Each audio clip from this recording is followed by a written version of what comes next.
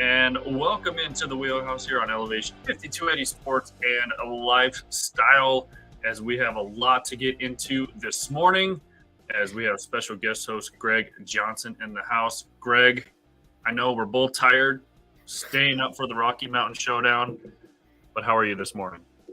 I'm doing well. I'm awake. That was a Rocky Mountain Showdown classic for sure, minus the penalties. It was an entertaining game.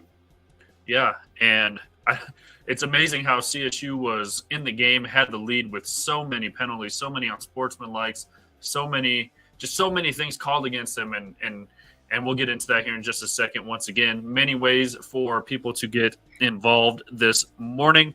Again, all the social media platforms, if you're watching, are on the bottom of the screen. So subscribe to our YouTube channel. It's at 5280 Sports Radio. That is our X handle. Twitter is officially gone, so it is now officially X. Twitter got X'd, and you can always like the Facebook page as well, Elevation 5280 Sports and Lifestyle, and our Instagram page at E5280 Sports, Elevation 5280 Sports Radio.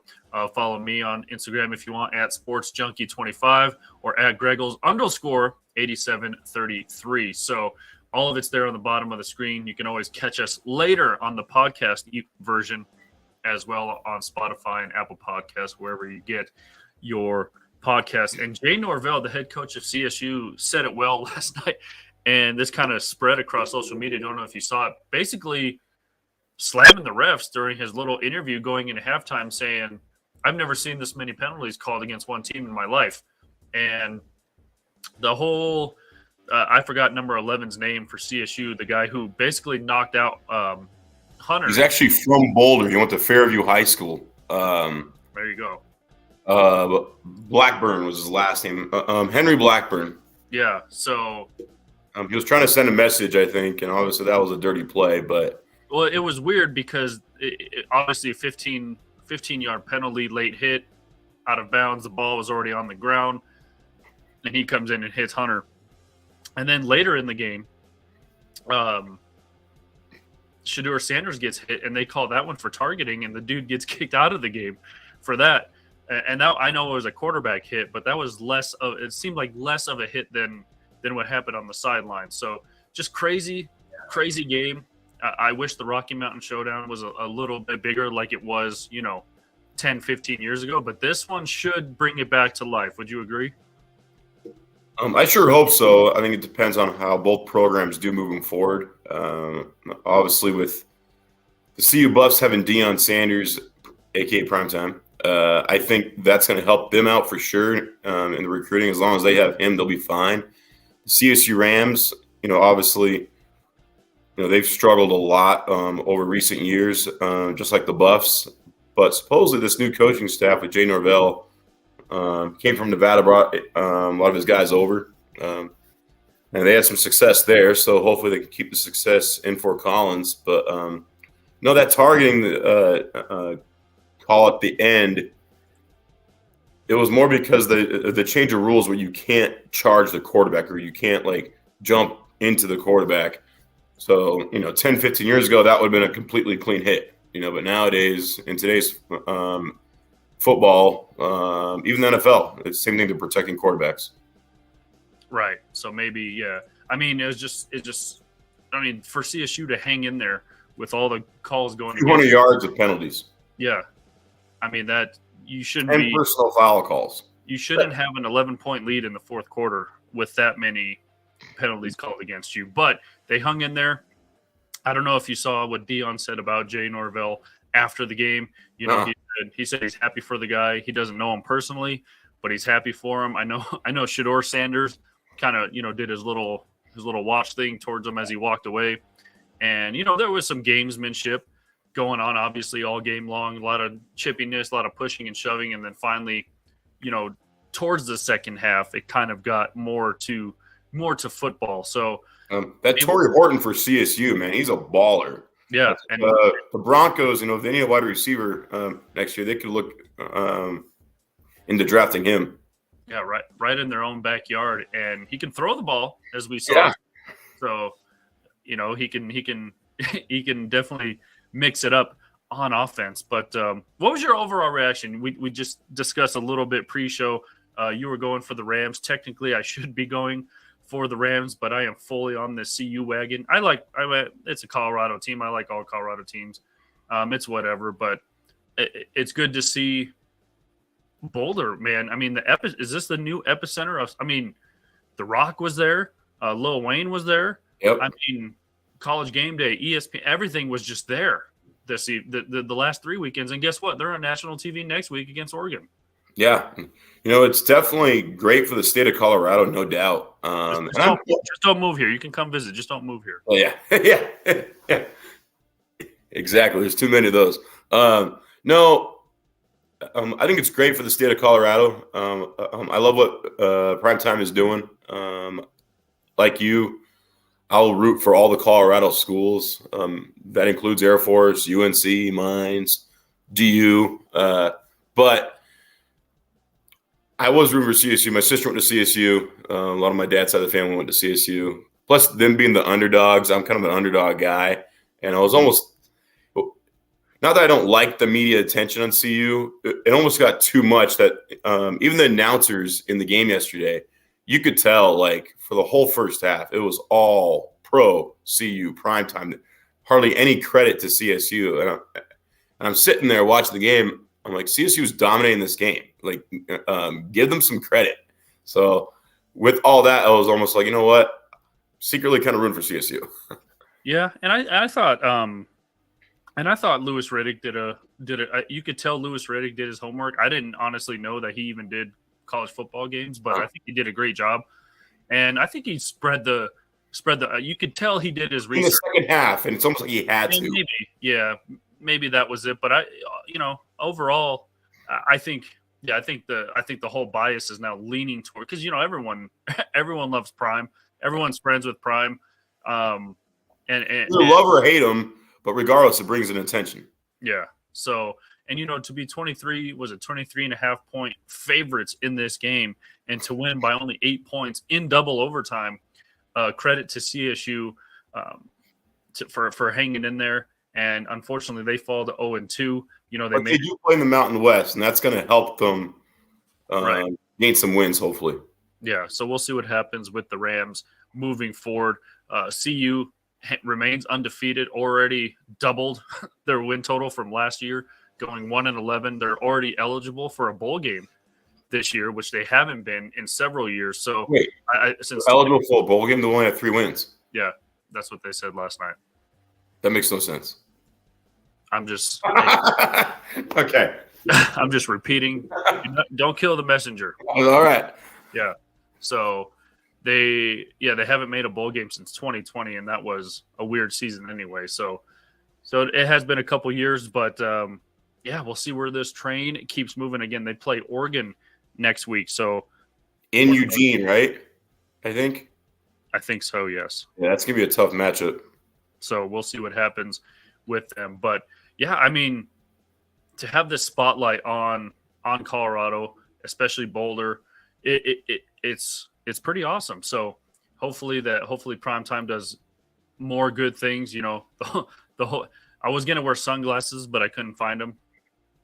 So I will say that 98-yard drive, that was a Heisman-esque performance that Sanders put on, especially because we didn't talk about this yet, but Travis Hunter, or you did, he went to the hospital. So he was out for the whole game after that. And what Sanders did that fourth quarter was pretty remarkable. And Shador, and that last drive was definitely a Heisman-like performance. Is he leading? I mean, I don't know what other guys are doing around the. I mean, Caleb Williams already has 12 touchdowns throwing in 2 games. That's pretty incredible from the quarterback from USC. Yeah, and they play them in 2 weeks. So, and he's the reigning Heisman. So right now, I would give it to him more so than Sanders. But that game may determine who wins the Heisman, especially if both teams are in the running at the end of the season. Yeah, so we'll see where Colorado moves up and down. Should move up the rankings at least a little bit ranked 18 now, heading into this last game, 3-0. As of right now, Oregon is ranked 13 as they are 3-0, and USC, which they'll see here in 2 weeks on September 30th, they are ranked number 5, and they are also 3-0. So, couple big matchups coming up too. Then they'll play UCLA in a couple weeks. They're 3-0, ranked number 24. Oregon State in a few weeks. Also, that won't be until November, and they are ranked 16th. They are also 3-0. So. Washington State is a really good team too this year. I don't know if CU plays them, but yeah, they'll play them on November 17th. They're 3-0 and they're ranked 23rd right now. Yeah. So we will see what CU has in store for all of us going forward. And for CSU, like you mentioned, in the Mountain West, hopefully they can gain some traction. I know they lost this game, Greg, and it's funny because CSU played Washington State their first game and lost by 26 points. But, going forward, MTSU, they got Utah Tech, a lot of Mountain West opponents here coming up, diving back into conference play. So what do you make of Jay Norvell and this team? They made a switch at quarterback during the bye week, and, a couple unlucky throws, the one to Shiloh Sanders, the pick six, which got CU on the board first. You're like, kind of just move on from that one, and then to throw the pick at the end of the game. What is CSU going forward? Kind of, is Jay Norvell, is he the long lasting solution at head coach? Because they've made a lot of changes over the last few years. Yeah, I think you stick with Jay Norvell for a while and his staff because, like I said before, they had some success at Nevada, and Nevada is not like a known program to really have success. And you look at the way they play for him, last night, you could tell they played hard. They made adjustments. Obviously, they had the bye week after Washington State, and you could tell they made a lot of adjustments. I was impressed, honestly, how their defense came out and really fought hard. And even though they had some of those penalties, I think they wanted to send a message to CU saying, hey, we're here too. I know Primetime preaches, we here, we coming. I think CSU got the message like, hey, we're coming too.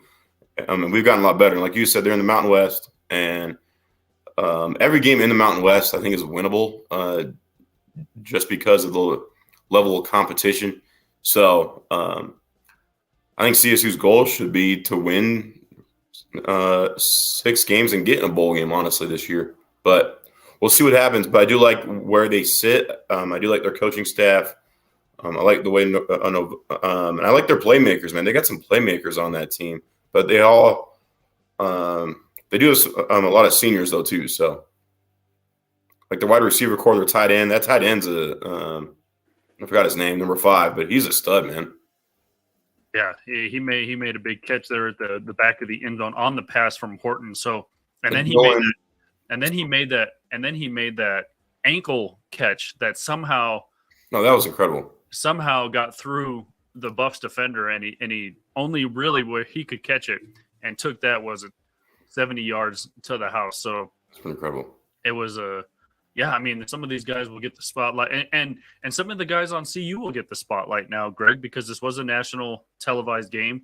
I know on the East Coast it was super late, didn't get over till 2 a.m. on the East Coast, but the primetime effect is so real, and it is just causing a stir here in Colorado and making everyone tune in. So when you got Dwayne "The Rock" Johnson and Boulder, Greg, pretty awesome. Yeah. So, no, it's a lot of fun. It almost reminds me when Deion was playing for the Atlanta Falcons. You had like MC Hammer, you had all those celebrities at the game, and that's what we got now. So it's a lot of fun. Yeah, and it was funny because Shiloh, you could tell when he made that interception, it looked like he may have wanted to high step, and then he thought better of himself because the was it Horton who caught up to him and took him down in the end zone and got a unnecessary roughness or late hit or whatever, which was it's kind of up in the air, but your momentum's already taking you to tackle him. Yeah. But whatever. But yeah, so do you like the swagger that CU has now? Do you like I don't know if it's confidence, if it's cockiness, if it's swagger, maybe it's all three. especially Shador Sanders. Shiloh seems to stay out of the spotlight for now, but Shador Sanders, he was trying to get in between his dad and Jay Norvell towards the end of the game there, even though I'm sure Jay Norvell was just, trying to say good game, good luck, stay healthy. And I'm sure Dion wanted to say the same thing. But, the swagger that this team has, do you like this? I'm going to call it cocky swagger because that's almost what it is. Yeah, I do. There's definitely a line that you can cross, and I'm not a big fan of that. But you have to have a level of confidence and swagger, especially given the program was trash for so long. And, I think it sends a message to your teammates. It sends and the rest of obviously their opponents too. Like, hey, we're a lot better now, and if that's gonna be the reason why they play better and a little to add some fuel to the fire, then yeah, you know what? I'm all for it as long as they're not like too over the top with it, and yeah, so.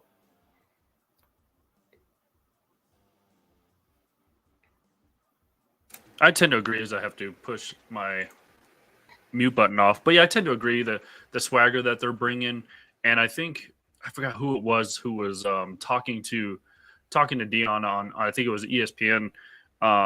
Just said something. I think it was The Rock, honestly, who said, there's that confidence and the swagger and everything that primetime brings to a program and stuff, and it's fun right now, and I hope it reaches towards the end of the season. So, especially this day and age, when you have like social media, and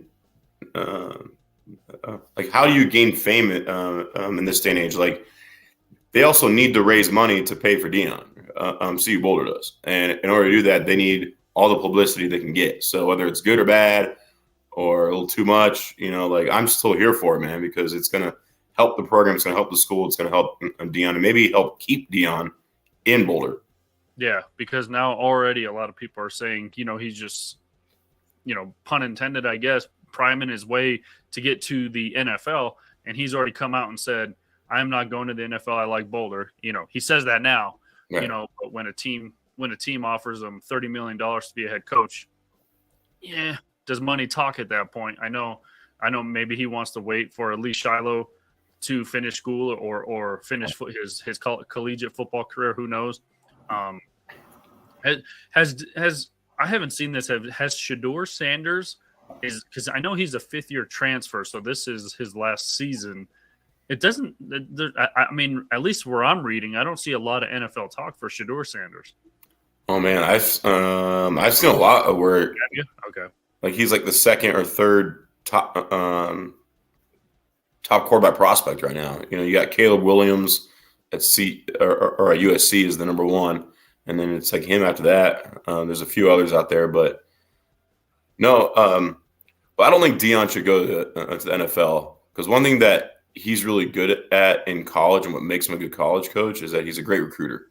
And in the NFL, you can't really recruit. You just got you got drafting. You got to stick with the players that you have.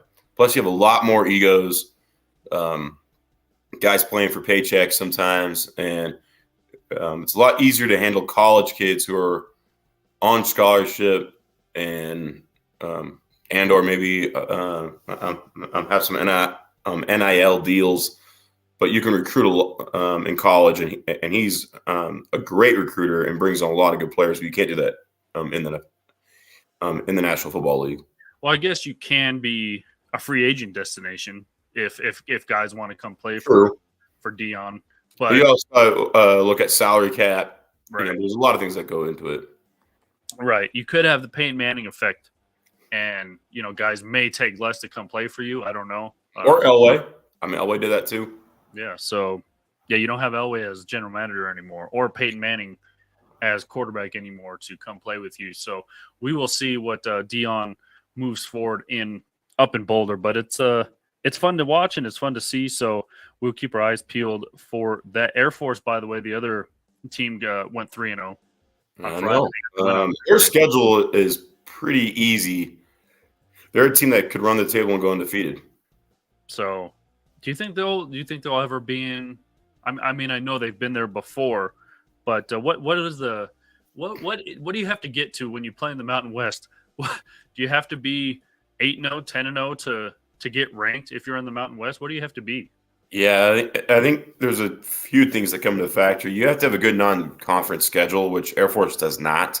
Very weak non-conference schedule. So you need to beat a team out of conference that is ranked on the road, maybe. But I think moving forward, like next year when they expand the college football playoff, I think there's more of a chance for teams from Mountain West to squeak in there, especially if they go undefeated or they lose one game and maybe have a good quality non-conference win. But no, that's what I am hoping for when the college football playoff expands next year to 8 teams. So yeah, I like Air Force. Don't sleep on Air Force, man. They're tough to play, super disciplined to execute well, and well coached. Yeah. So and then the CSU Rams will go and play them here in a couple weeks as well. So we'll see where both teams are at when that comes up mid-October. So we will see what happens with all of these teams. But up on the list for CU once again is Oregon next week. That'll be on national television once again. I wonder what the ratings were last night because I'm sure they're pretty high, but such a late game. Yeah, I mean it was even late being here in Denver.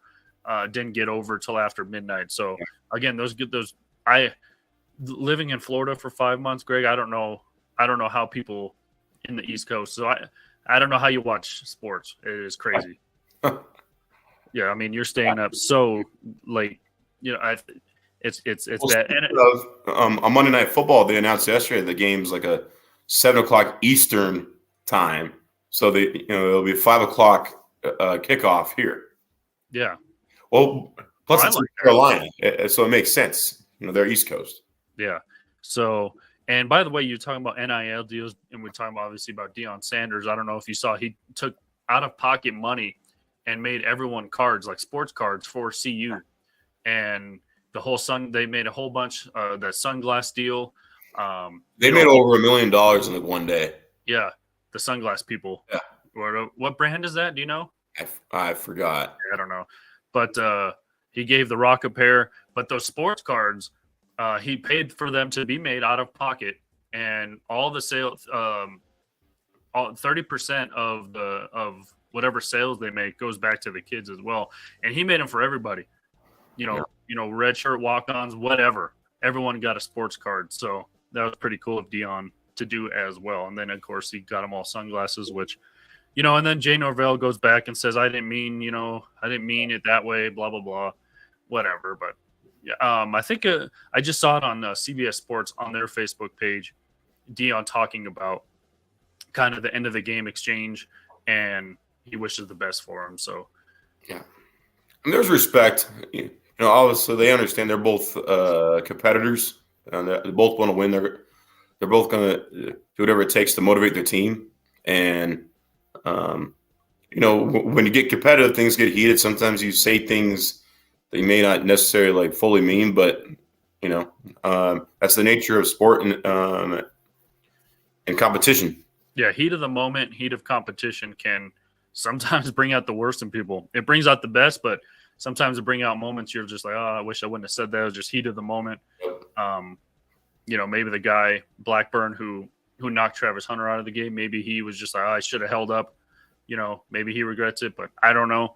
Just heat of the moment, heat of competition, obviously. I'm sure he didn't want to injure him. Oh, no one wants to injure someone. It's football. So you're going to have plays where players are going to get injured, whether your intention was to hit someone hard, but because he's a Boulder native, I bet he had a lot of family at that game watching the game, so who might be CU Buffs fans. Yeah, and I'm sure I think it was Comerica, number 9 for CSU, who Camara. Yeah, Camara had the disqualification. Yeah, Comerica. That's Comerica. Okay. I don't know. Anyway, I'm sure he didn't mean to kind of hit. It was kind of the way he tackled Shedeur Sanders. I'm sure he didn't mean to do a helmet to helmet because he honestly looked confused when he was thrown out of the game. And so I'm sure he didn't mean that. And that hit, I mean, again, it's a quarterback, it's the rules, whatever. But that hit was a lot less intense than Blackburn's hit on. It was only because the drive, I guess, down. Well, and again, it's the quarterback. You're trying. It's interesting. If Shedeur Sanders was running and you decide to tackle him like that, it's probably a clean tackle. Right. And it was right when he released the ball. So that's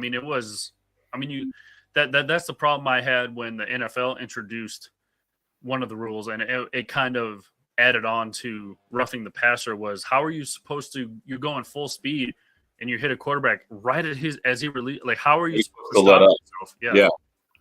So again, it's one of those fine lines that just a lot of people are mad at. So, and don't really understand the rules anymore. So that's where we are. Speaking NFL, as we transition to week 2 in the NFL, a lot of good games this week. A lot of fantasy matchups to look at. But obviously here in Denver, Broncos, I mean, they're a 4.5 or a 4-point favorite over the Washington Commanders. So we'll see where that goes. What did you make of last week? Obviously, Sean Payton brings in Will Lutz from New Orleans. Yeah. 4 points on the field. Yeah, it was not a pretty special teams game. Also, you could say that was the main reason why we lost that game. But, it was also the same things, like when late in the game, they couldn't execute. They couldn't get the whether it was put together a late drive to win the game, whether it was to get a stop at the end of the game. Like everything seemed to go somewhat smooth and right for like 3 quarters, but then when it came clutch, that's when they collapsed. So there were some positives. I thought Russell played a lot better, especially given a lot of his weapons were out, like Judy being out, other players just not being healthy. But that's a game that they had to win. You're playing the Raiders, who aren't nearly as good as they were even last year, in my opinion. But maybe they're better. Maybe we're sleeping on Jimmy G. I don't know. But you got to win that game. The Raiders won 5-6 games last year. You got to win. I mean, granted, yeah. Granted, the Broncos only won 3 or 4. Did they win 4? I know. But yeah, I don't. You got to win today. I mean, if you lose today, you're in trouble because Washington, sure, they're 1-0, but they played arguably the worst team in the NFL last week in the Cardinals, and they might be the second worst. So at least when it comes to talent and on paper. So right, Mike, I'm wearing a little old school Broncos, Washington, but hopefully it's a better outcome than this one. I was gonna say that was not a pretty game though. No, but was that one of the 55-10 games? 42, I think. Yeah, 42 to. That was the Doug Williams coming out party. Yeah, it was a lot to a little, that game. So, and again, for all the criticism that Russ is getting, 17 of 19 in the first half last week, and one of those incompletions was a spike. So he was pretty much 18 for 19 in the first half. So maybe Sean Payton's offense will system, whatever you want to call it. And this always comes up too, and I won't harp on this for too long. When Peyton Manning signed with the Broncos, John Fox and company was just like, here's Indianapolis playbook. Do whatever you did there. I'm not even going to worry about the offense. Kubiak tried to change a little bit, in Peyton's last year, Kubiak's first year, and it was obviously a Super Bowl year, so it worked out fine. But, when Peyton didn't like a play, Greg, he audibled out of it, and he's like, no, we're doing it this way. Or he saw something, no, we're doing it this way. Whatever the case may be. Russell didn't do that last year. If he didn't like a play, I don't know if he was just trying to help Nathaniel Hackett out and just run his offense. But I don't know why they were just like, here's Seattle's playbook. Do whatever you did there. And I get it, Greg. Personnel is different. Everything's different on a new team, new system. But to try to change a guy who's a Super Bowl winning quarterback, a Pro Bowl quarterback, probably a Hall of Fame quarterback. I mean, why wouldn't you just say, here's the keys, do whatever you want? Because it didn't seem like they did that last year. No, I also think Russell was – I mean, you could tell the difference just in his body and health issues. I mean, was he more hurt than he let on, you think? I think he was more hurt. Obviously, he was a lot heavier last year. He couldn't run as much.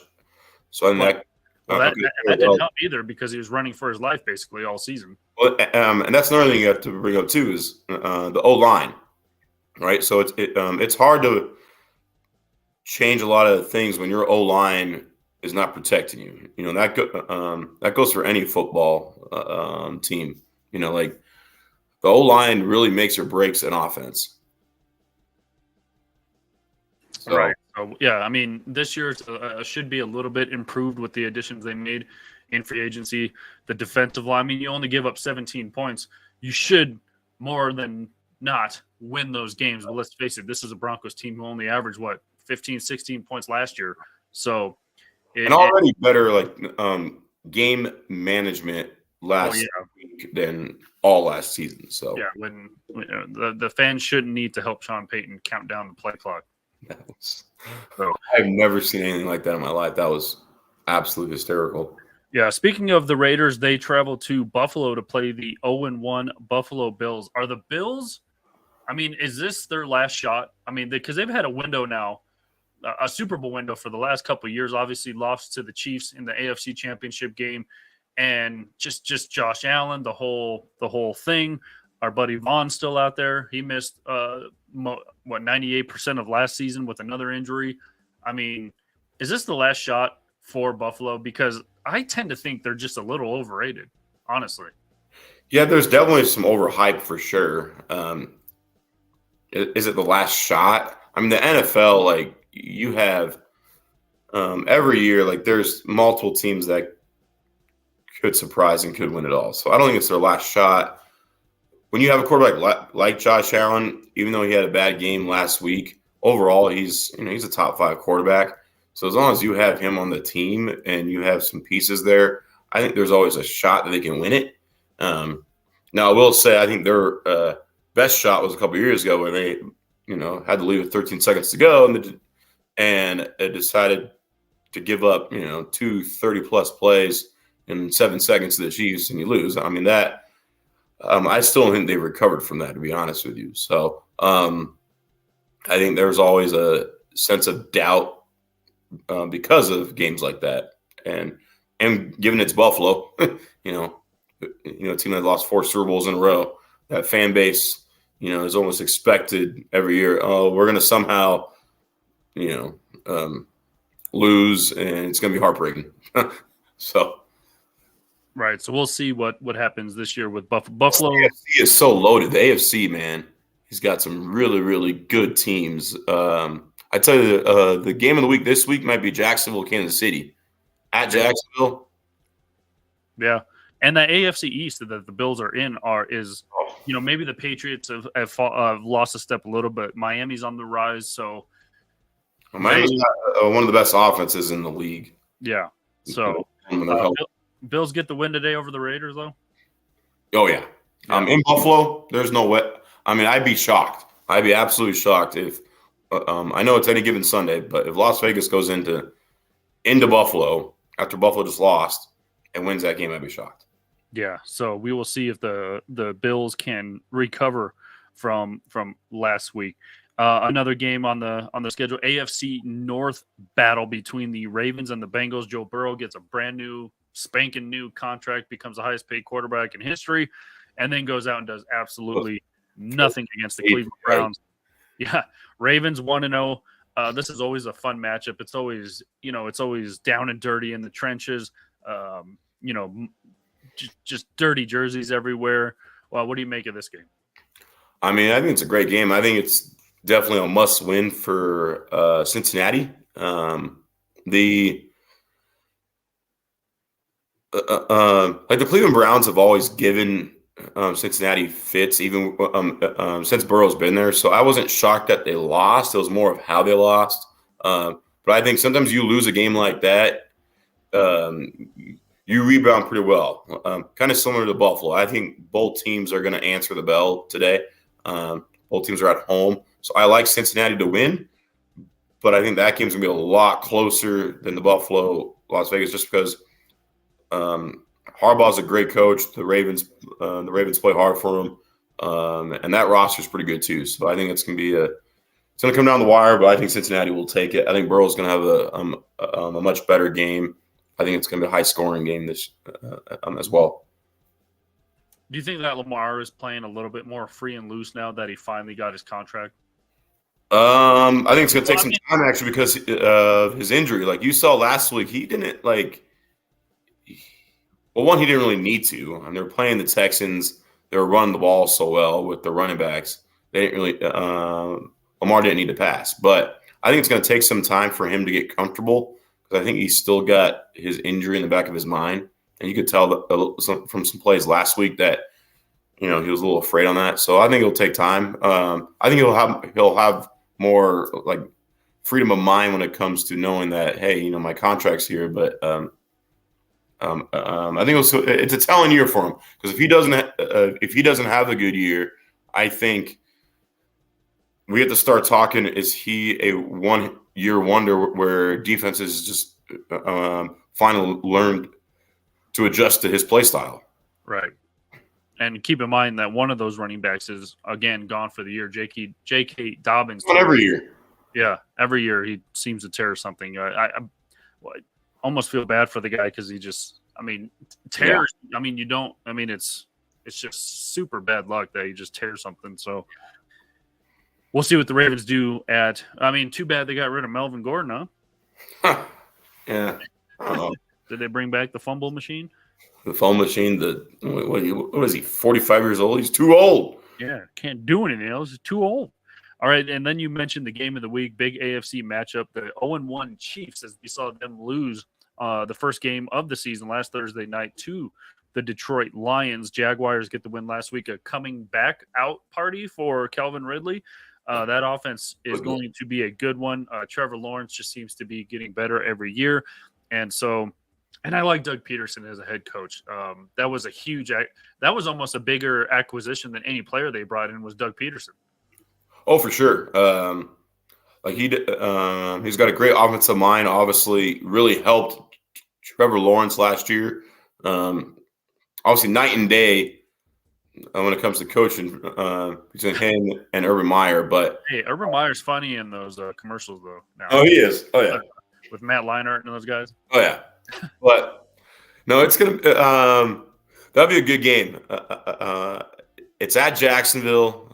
Obviously, this might be another must-win for Kansas City just to kind of get back on track because if the Chiefs start 0-2, that's going to be tough to recover from. Granted, they're in a division where three other teams are 0-1, so yeah. Buffalo and obviously the Raiders, I think, are going to be 1-1 after today. So 0-2 is in a huge hole, I guess, all things considered.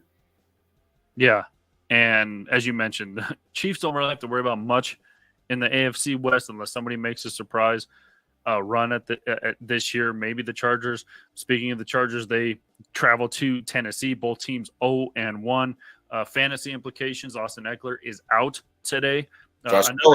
Another guy who just can't seem to stay on the field as much after he, but his injury isn't as severe, though. No, it was an ankle or something. So, he's still out. He brings a lot of fantasy points in, whether it's rushing the ball, catching the ball. He can do a lot out of the backfield. And so, questionable too. And he just got engaged. So there you go. Hopkins? Who? Eckler or Hopkins? Eckler. Huh. By the way, Chiefs are getting back two of their best players. Travis Kelce and Chris Jones are back. So Chris Jones got his contract, and Travis Kelce is twerking on the sidelines in practice. So he seems to be okay. So and Mike Tirico last week was getting a lot of people harping on him for saying let's put an asterisk by this Detroit Lions win because the Chiefs were missing Travis Kelce and Chris Jones, even though Detroit came out and played a pretty good game. So keep that in mind if you're putting your fantasy teams together. whether you have the Chiefs defense or Travis Kelce. They are both back for week 2 for the Kansas City Chiefs. Chargers Titans, though, Greg, this is almost, I want to say, a coin toss. I'm obviously leaning more towards the Chargers, but I mean, Ryan Tannehill seems to be looking over his shoulder. Travis Henry does. I mean, a lot of these running backs are still pissed off because they're not getting paid. Derrick Henry. What did I say? Travis Henry? Yeah, there's a throwback. No relation. I mean, who knows, though, with all the kids from different wives that Travis Henry has. Yeah, Dominic Rodgers-Cromartie, I think, leads that stat, doesn't he? Him, Sean Kemp, I don't know. Yeah, so, well, I mean, even Phillip Rivers just had like his 10th kid. Yeah, but the big difference. But with the same woman. Yeah. And he's married. Yeah. But still, I mean, he's up there in stats. Chargers Titans, what do you make of this one? I think the Chargers take it pretty handily. I mean, I'm not sold on the Titans. Just Ryan Tannehill is a mess, dude. He is. If the Titans had a decent quarterback, even like a top 10 quarterback, top 15, the last few years they could have been in the Super Bowl. Maybe they had a great defense, best running back, good coach. Always seemed to make it pretty far, but then the quarterback play hurt him, and it hurt him last week too. You lose to the Saints, who aren't like a great team, and the way they did, it was an ugly, low-scoring game. So I think the Chargers are going to win that game, but then the Chargers are another team too. I just don't know what they have an identity, man. Like they have so much offensive power, but there's just something missing there. I don't know what it is, but there's games they lose. Like look at the playoff game. Yeah. You have 27-0, you lose the flipping game.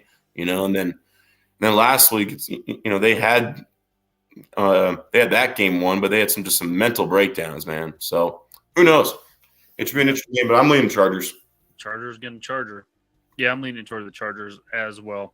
Yeah, NFC matchup, Packers, Falcons, both teams coming into this one 1-0. The Chicago Bears made Jordan Love look like Aaron Rodgers, as the Packers still own the Chicago Bears as of right now. So, I mean,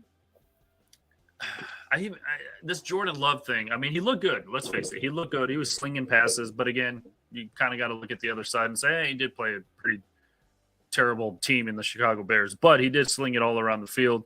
And, the Falcons, kind of passing the torch. They're still in that post-Matt Ryan era trying to figure things out. But Desmond Ridder, we'll see kind of where he lands. I mean, Kyle Pitts, pretty high taken in the draft as well. Falcons are actually kind of favored to win this game at home. I don't know what the spread is, but Desmond Ridder last week, 15 and 18, 115 yards and a touchdown. Again, Jordan Love, 15 of 27, 245 yards, 3 passing touchdowns. I don't know. This is one of those coin toss games again for me. I want usually in a coin toss game, Greg, I tend to lead towards the home team, but I don't know. Where are you leaning towards this one? I mean, both those teams. The reason that they won last week and the reason that they have some hope is actually outside the quarterback. You look at the Packers, best offensive line maybe in the NFL. And we talked about this earlier. If you have an offensive line, it opens up a lot. And it obviously opened up a lot for them last week. So I think if you protect Jordan Love, he can make some plays. He doesn't have to be like a spectacular quarterback. He just has to have time to throw it to the open person. You look at the Falcons. They have some playmakers around the ball, man. That rookie running back is going to be a stud. You can tell. If he stays healthy, that Bijan Robinson's a stud. I like Drake London, even though he had a goose egg last week's game, but they didn't need to. They pretty much controlled that game against Carolina. I like their defense. They're young. They're talented. I mean, the Falcons could win that division. That division may be the worst in the NFL. And who knows what the Packers, maybe Jordan Love can win the division. That's another division that's kind of like it's not the greatest. So it's an interesting game. I do like Atlanta, I think, at home. like you said, I think Robinson's going to have a big game. I think it could be high scoring too because you got some playmakers around the ball. Right.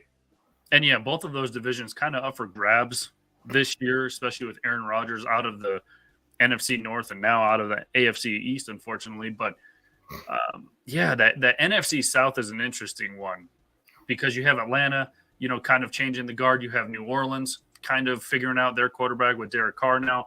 And I don't know. It's just is Baker Mayfield like? What is that about? He's healthy. Is he just all of a sudden like a great quarterback? Speaking of the terrible Bears and Baker Mayfield, they will play each other today as Chicago travels to Tampa Bay. Of course, the Bears lost last week to Green Bay, and the Buccaneers got the win last week as well. So obviously, Tampa's going to be favored in this one at home, and they are 1-0. Bears coming in 0-1. Justin Fields last week wasn't too terrible. 24 of 37, 216 yards, 1 touchdown, 1 pick. That pick turned out to be a costly one, and he did throw some more yards on the ground as well. 15. He was the leading. When your quarterback's the leading rusher, Greg, it's never going wrong. Something's bad. He had 9 carries for 59 yards, and Mooney was the leading receiver with 4 catches and a touchdown. Yeah, Baker last week, he only had 173 yards, 2 touchdowns. White, 39 catches. Mike Evans, 39 yards on the ground. Not a great running game in Tampa, I want to say anymore. Mike Evans had 6 catches, 66 yards, and a touchdown. Obviously, you know me, Greg, but I'm going Tampa Bay in this one. Yeah, I'm going Tampa too. The one thing that stood out last week was Tampa's defense is still pretty legit, and they played a really good offensive Vikings team, and they held them in check. So I think that's going to be the difference in this game. I think the Tampa defense gives Fields some fits. I think the Tampa wide receivers are going to have a field day. It looked like Baker had some confidence, and you give a guy like that confidence, that's it definitely helps him out. Obviously, he's not like a top 10, 15 quarterback, but he's a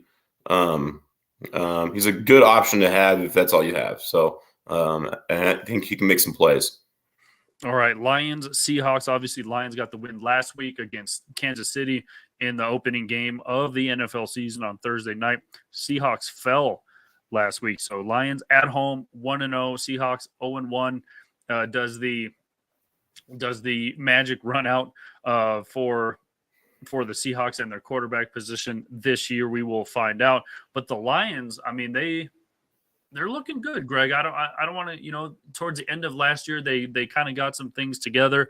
The being on Hard Knocks really kind of opened them up to a lot of people seeing what they're all about, just like the Jets were this year. And this is an interesting one. Again, I don't know if it's a coin flip game, but I like the Lions at home. I like the Lions too. I love the way Dan Campbell is coaching that team. The Fighting Dan Campbells. No. Biting kneecaps. Yeah. Hey, fun story. I don't know if you heard this, but in the offseason, Dan Campbell tried to petition the NFL to get a real live lion on the sideline. Obviously, got turned down, but that's just a Dan Campbell move right there. But I do like the Lions. I like they got a lot of talent. They play hard.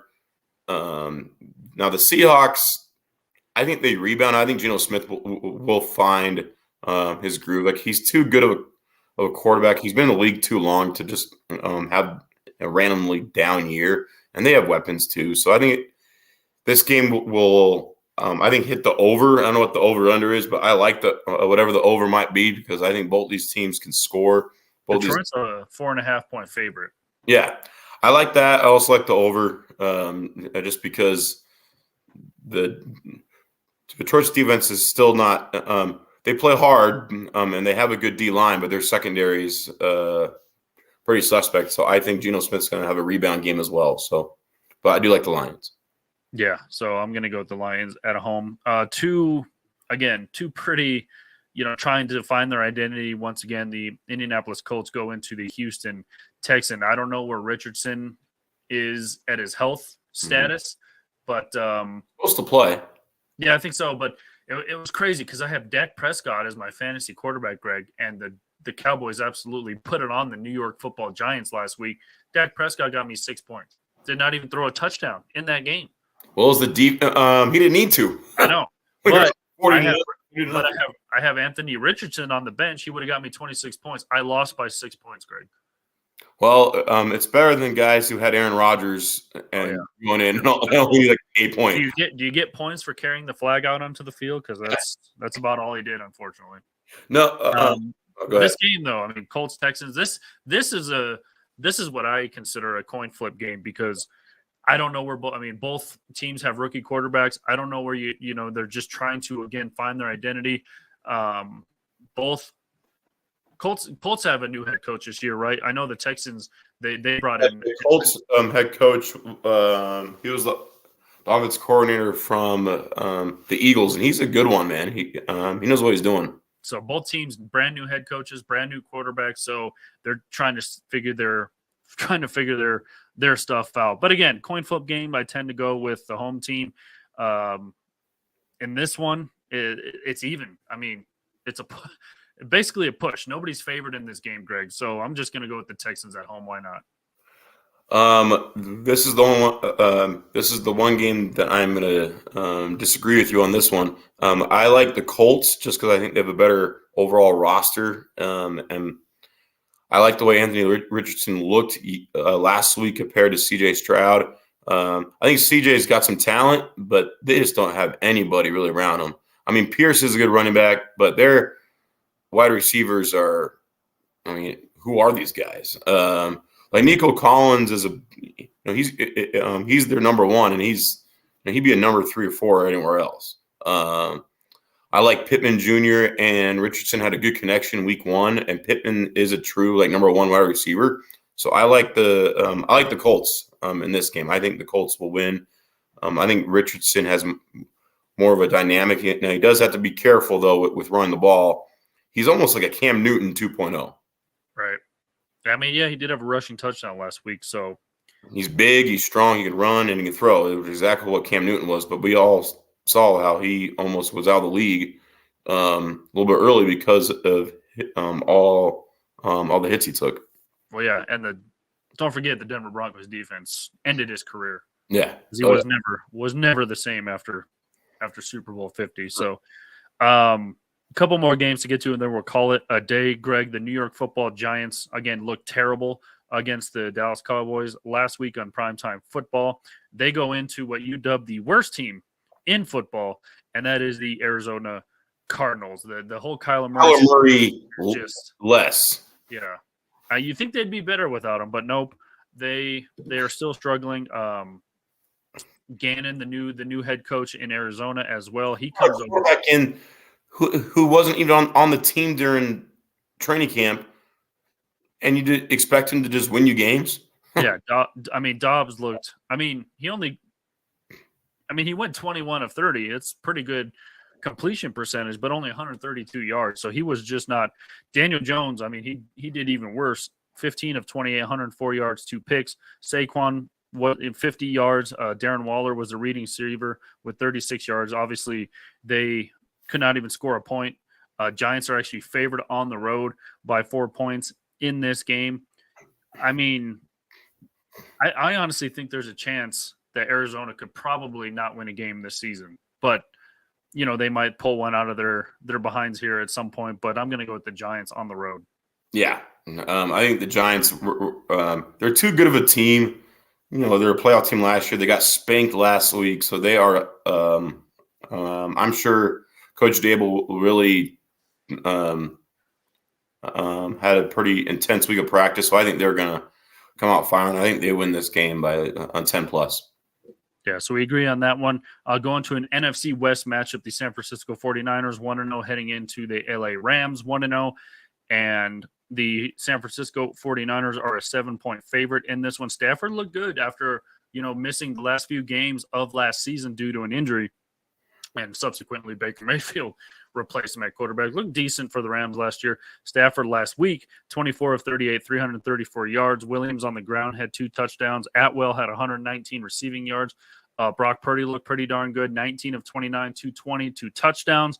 And then, of course, CMC, Christian McCaffrey, 152 yards on the ground, 1 touchdown. Brandon Ayuk, the leading receiver for San Fran, 129 yards and 2 touchdowns. I got to go with San Fran's just too good, man. Too good. They're just too good. And I think they may again come out of the NFC and represent them in the Super Bowl once again. So I'm going to go with 49ers on the road. Yeah, I think the 49ers win. I think they've won 7 or 8 in a row against the Rams, something like that. It's pretty crazy. But I will say when Stafford is healthy and the way they looked last week, I think the Rams cover the 7.5. I think it's going to be closer than people expect. The game's in LA too. So I like the Rams to cover. I think the Rams will play them tough. It's a Sean McVay coach team. It's a divisional rival. So I think the Niners win, but I think it's going to be closer than people expect. Right. And both of they're friends. They like each other. They were both on Washington staff at one point. So it's kind of crazy how the tree, both of these guys, obviously a Mike Shanahan tree coming out. McDaniel over there in Miami too. Yeah. Isn't Kevin O'Connell, is he part of that? I'm not sure. Guy in Minnesota? I tell you, it would be a fun Super Bowl. This is really thinking ahead. But the Niners Dolphins would be 2 coaches went to high school together at Cherry Creek High School. That would be insane as I'm having trouble with my mute button. It could happen with those 2 teams. It could. Right. There you go. All right. The New York Jets obviously still got the win last week despite Aaron Rodgers only playing 75 seconds. They go into Dallas. Dallas an 8.5-point favorite in this one. Zach Wilson, I guess, taking the helm at quarterback. He did enough not to lose the game last week. He's been a starting quarterback in this league. His mom is hot, so he's got everything going for him. So I hope Dak Prescott actually throws a touchdown in this game. But I'm going to go with Dallas at home just because of the Aaron Rodgers factor. And I don't know if you watch Hard Knocks, Greg, but that actually changed my mind on Aaron Rodgers. He seems like a cool, fun guy. Let's face it. He comes to Colorado, does hallucinogenics with Jake Plummer. I mean, it just seems like a fun guy. Yeah, I've never had any beef with Rodgers. He's definitely a guy who will speak his mind, but I think it's just the media that kind of likes to hate him. But I've always liked him. I mean, he knows what he's doing. This game is going to be a hard-fought game. Take the under. Yeah, he's pissed. Aaron, he's a bad man. No. Anyway, hold on. Before you go, here is the there you go. Oh, there you go. Washington's 2013 coaching staff was stacked. Kyle Shanahan was the OC. Matt LaFleur, creme of LaFleur. He was the quarterback's coach, and Sean McVay, the tight ends coach, all in 2013 on Mike Shanahan's staff with the Washington Commanders, although they weren't called that in 2013. But there you go. No, that's pretty crazy. No, I hope you started Richardson this week and not Prescott. I still have yet to make the move. I was going to ask you what I should do. Do not start Prescott against that Jets defense. Both these defenses could have field days. This could be like a 13-10 final. I think it's going to be a very low-scoring game, hard-fought. I do lean towards the Cowboys because I think they have a little more weapons on offense. I think whoever wins the turnover battle and field position battle wins this game. So, but I like Dallas. Slightly, by like a field goal. Yeah, I'm going to go with the Cowboys as well. Yeah, you got to keep in mind that Jets defense is still pretty good. Speaking of just as good as Dallas defensively. Yeah.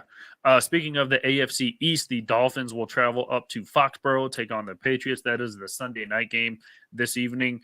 And we talked about the Dolphins a little bit there, but that high-flying offense, Tua, you hope he stays healthy with all the concussion problems last season. When you have Tyreek Hill on your squad, Jalen Waddle, he's got obviously good receivers out there. Their defense is getting better. So the Dolphins 1-0 coming up against Mac Jones and the Patriots is, I mean, obviously last year the Patriots made the playoffs, lost in the first round, but they didn't make the playoffs last week. They made it. I thought they made it 1 year, 2 years ago. Okay, that's when it was. But obviously the Patriots have fallen off a little bit after the Tom Brady era is over. I'm going to go with the Dolphins. Dolphins are only 2.5-point favorites in this game on the road, but I'm going to go with the Dolphins. But you never know against a Bill Belichick coached team. Well, plus it's in New England. That's always a tough place to play in Foxborough. Prime time, nonetheless. But I like Miami too. It's a weird spread though, like 2.5. That's just a weird number. But I do like the Dolphins. I think they have too much offensive power. But the one thing about the Dolphins is their defense is not very good either. So I think Mac Jones, who actually played surprisingly well against Philadelphia's defense last week, but then maybe Philadelphia doesn't have that good of a defense because Kirk Cousins threw for 300 plus yards and 4 touchdowns against them too. So I think Mac Jones will have a good day as well. I think the both teams will score, but I think Miami will score a little bit more. Obviously, I like the Dolphins. I think they have too many weapons on offense. Right, same. And then the Monday night game tomorrow night, the 1-0 New Orleans Saints will again battle in that kind of strange NFC South against the Carolina Panthers. And Saints on the road in this one, obviously. Derek Carr just looks so weird. I mean, I know it's still a black uniform, but he still looks weird in a New Orleans Saints uniform. New Orleans is a 3-point favorite on the road in this one. It's just so weird to look at. Obviously, Bryce Young, a shaky first week to start his NFL career, 20 of 38, 146 yards, 1 touchdown, 2 picks. Derek Carr in the win last week, 23 of 33, 305 yards, 1 touchdown, 1 pick. Hayden Hurst was the leading receiver for Carolina, 41 yards and a touchdown. Miles Sanders on the ground had 72. Williams for New Orleans only had 45. And Olaf was the leading receiver for the Saints with 112 yards. Olaf? Yeah, Olaf the Snowman. Olaf the Snowman. Yes, he is on. Olave. He is on. Fantasy team, man. He's gonna have he's having a breakout year this year. He is the Snowman from Frozen. Yes. So yeah, that is the Monday night game. 7:15 start actually on the East Coast. So there you go. I'm going to go with the Saints on the road. It's a field goal game according to the odds makers, and it may come down to that. I don't know, but I'm just going to go with the Saints on the road. So I think because of that division, there's no clear cut number one. The Panthers, it's their home opener. It's Monday night home opener. I'm sure the crowd's going to get into it. I actually think the Panthers will squeak out a win. I think Bryce Young will play better. He struggled last week. I think he'll play a little bit better. And I think it will be low scoring. I like the under 39.5 in this game. I think both teams will have some struggles again offensively because both defenses are decent. But I still think with the home crowd, a little momentum and is going to help Carolina win this game. Well, we only disagreed on 2 games, so not bad. And obviously on Thursday night, as you mentioned, the Eagles still squeaked out a win 34-28 against the Minnesota Vikings. So Minnesota falls to 0-2. Philadelphia, who was on the Super Bowl last year, they improved to 2-0. So that's where we stand right now. I just want to shout out. Go ahead. I was just saying that's where we are right now, week 2 of the NFL. Yeah, this is not NFL related, but just a side note. Even though it means nothing, but you got to shout out to the Rockies. 5 games in a row. It's got to be their longest win streak. When it doesn't matter, of course, they win 5 in a row. Well, just like the other night, Greg, they were no-hitting the San Francisco Giants in the 8th inning and somehow still losing the game. That's what the Rockies do. And then they eventually gave up 2 runs in the 9th and then eventually came back to win it. But still, that's what they do, Greg. We should be used to that. Yep. Having a no-hitter and probably Bryant decides to show up in the season. How many teams have thrown a no-hitter and lost the game? by the way. Well, there was one year, I forget when it was. I think it was in the late '90s, early 2000s, where Pedro Martinez, he was playing for the Expos. It was early '90s, and he had a no hitter or a perfect game, but it went into extra innings, and then they had to take him out. We had a perfect game after 9. Crazy. Yeah, I mean, it doesn't happen very often. No, it does not. I'm trying to look it up, but Coors Field. Yeah, I'm trying to look it up. Sorry, so that's what I'm trying to do. You're good. But speaking of baseball, it is pretty. It's a fun time of the year if you're a baseball fan because of all the wild card races, especially with the added wild card team. It's gonna be a fight to the finish for a lot, especially in the NL. There's 6 teams, like 5-6 teams battling for that last wild card spot, and it should be fun. Maybe this isn't it. So it says Hunter Green and Art Warren combined to throw 8 no-hit innings for the Cincinnati Reds against Pittsburgh Pirates, and they still lost the game 1-0. That was last year. That was the most recent one. So the Pedro Martinez one was I forget when it was, but it was with the Expos. Well, at least the Rockies will not be the first team to lose 100 games this season. The Oakland A's are already 46-102, Greg. So the Rockies are not the worst team in the majors. Also, the Kansas City Royals have already lost 101 games. Both teams that I cheer for, Greg, the White Sox and the Rockies both have the same record right now. Well, the Rockies are 56-92. The White Sox are 57-92.